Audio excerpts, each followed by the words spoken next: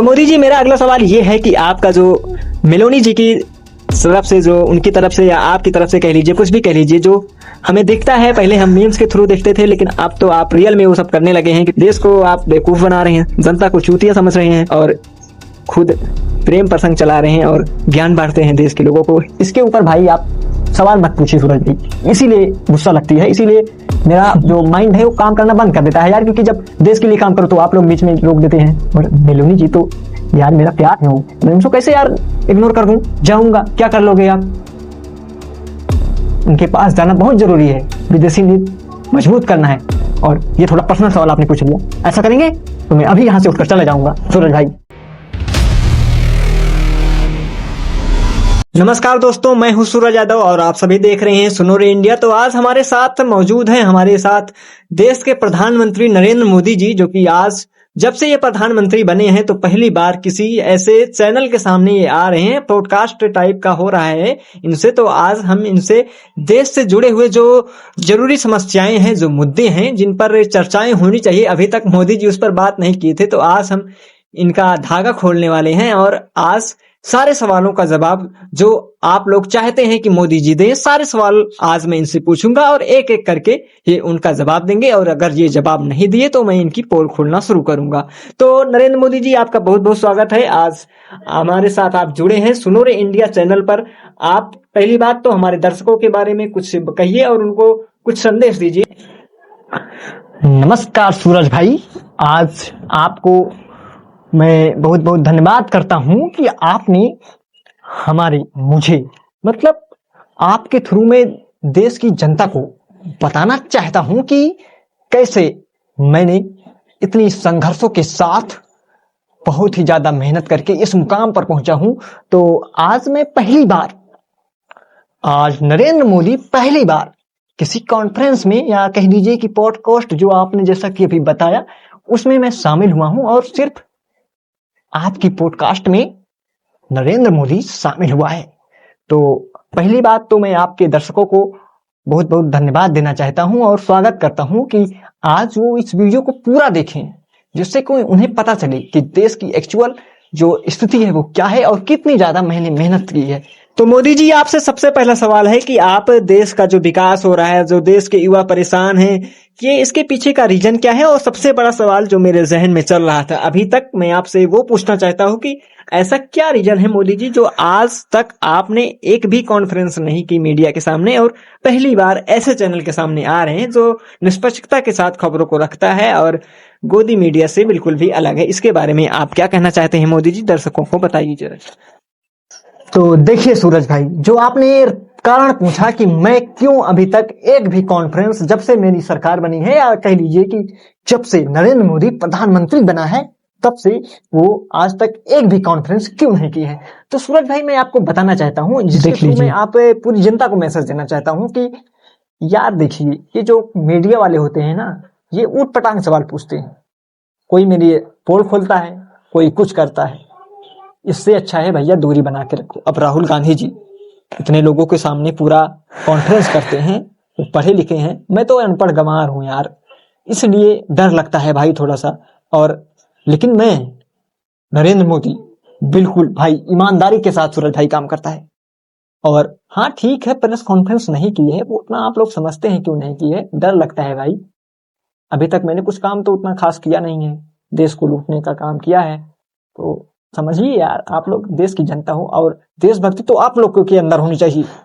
मेरे अंदर तो जज्बा है, जुनून है आपको आगे बढ़ाने का, और यही रीजन है कि मैंने एक भी कॉन्फ्रेंस अभी तक नहीं की है सूरज भाई।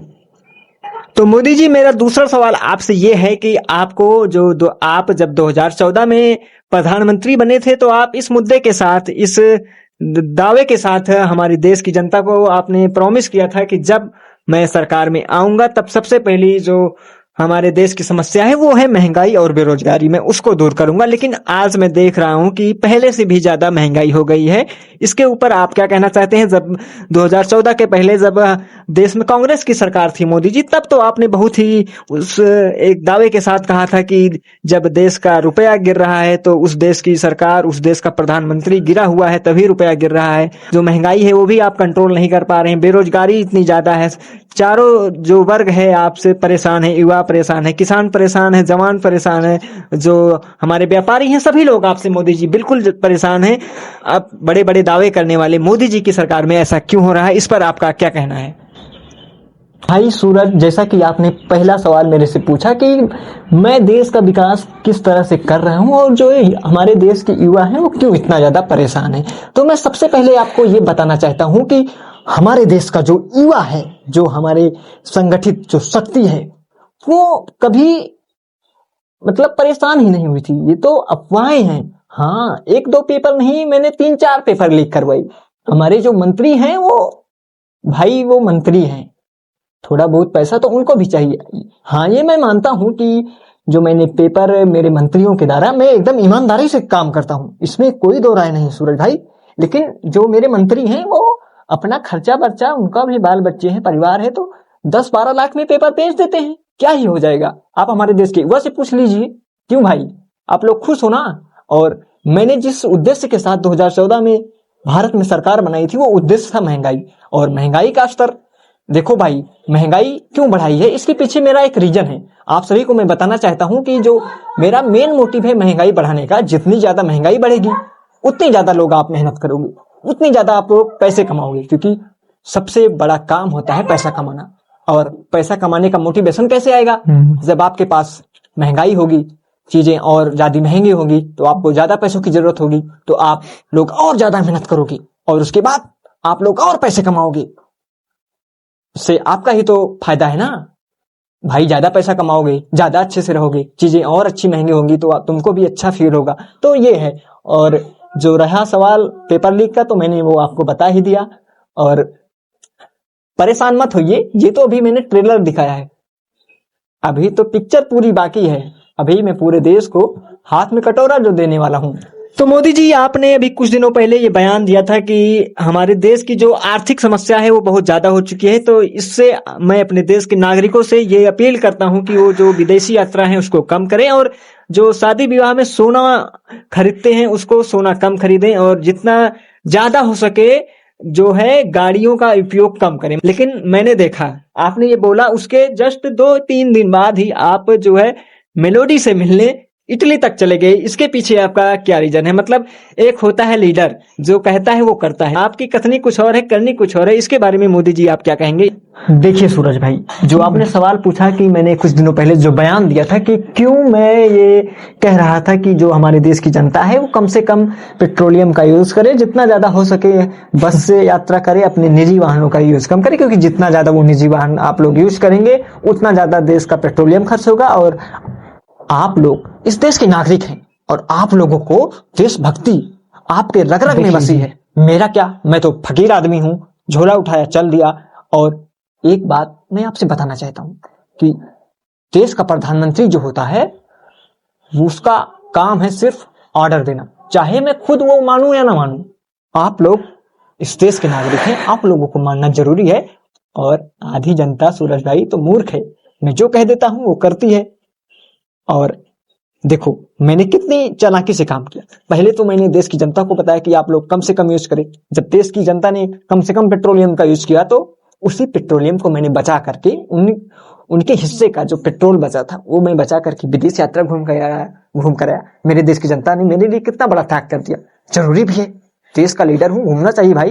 विदेशी नीति को मजबूत करना है मुझे, इसीलिए मैं अपने देश की जनता को बताता हूं और जो मैं कहता हूं वो चुपचाप कर देती है।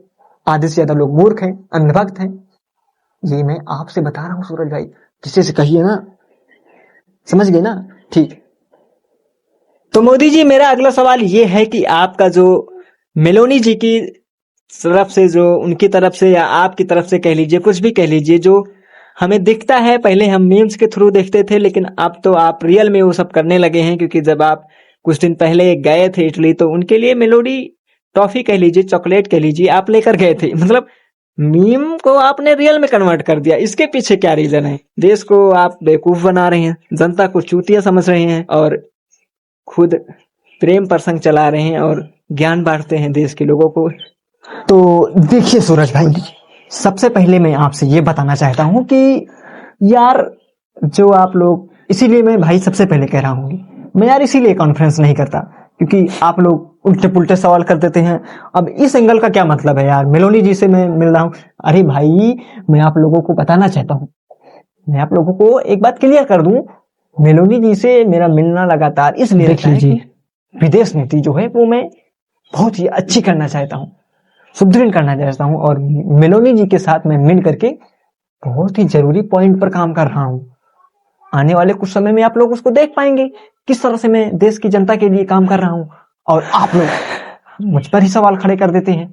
और रही जो आप कह रहे हैं कि मैं उनके लिए कभी टॉफी लेकर जाता हूँ तो कभी क्या लेकर जाता हूँ, इसके ऊपर भाई आप सवाल मत पूछिए सूरज भाई, इसीलिए गुस्सा लगती है, इसीलिए मेरा जो माइंड है वो काम करना बंद कर देता है यार। क्योंकि जब देश के लिए काम करो तो आप लोग बीच में रोक देते हैं, और मेलोनी जी तो यार मेरा प्यार है, वो मैं उनको कैसे यार इग्नोर कर दूं। आप लोग भी एक एक सवाल करते हैं, और देख लीजिए देश में और भी मुद्दे हैं उसको आप लोग नजरअंदाज करते हैं। बस यही मुद्दा है आपके पास, मेलोनी जी के पास मैं क्यों जाता हूँ, जाऊंगा, क्या कर लोगे आप। उनके पास जाना बहुत जरूरी है, विदेशी नीति मजबूत करना है। दुश्मन के साथ अगर अच्छे से ताकत के साथ लड़ना है तो विदेशी नीति मजबूत होनी चाहिए। इसके पीछे लोग आप कारण नहीं समझते हो, और ये थोड़ा पर्सनल सवाल आपने पूछ लिया। ऐसा करेंगे तो मैं अभी यहां से उठकर चले जाऊंगा सूरज भाई। तो दोस्तों, आपको वीडियो कैसी लगी? अगर आपको ये वीडियो पसंद आई हो तो वीडियो को लाइक करिएगा, चैनल को सब्सक्राइब करना मत भूलिएगा, और ज्यादा से ज्यादा शेयर जरूर करिएगा। और ऐसे ही वीडियो के लिए आप लोग सजेस्ट कर सकते हैं कि अगली वीडियो किस पर आनी चाहिए, और क्या कमियां रह गई हैं इस वीडियो में, क्या चीज आपको अच्छी लगी, क्या मैं और ज्यादा अच्छे तरीके से कर सकता था। जो चीजें मैं सुधार सकता हूं वो मैं सुधारने की कोशिश जरूर करूंगा। और अगर मैं आपको फिर कह रहा हूं, वीडियो पसंद आई हो तो वीडियो को ज्यादा से ज्यादा लाइक करिएगा, चैनल को सब्सक्राइब जरूर करिएगा क्योंकि सुनो रे इंडिया आपका ही चैनल है, और शेयर जरूर करिएगा। मिलते हैं नेक्स्ट वीडियो में, तब तक के लिए जय हिंद, जय भारत।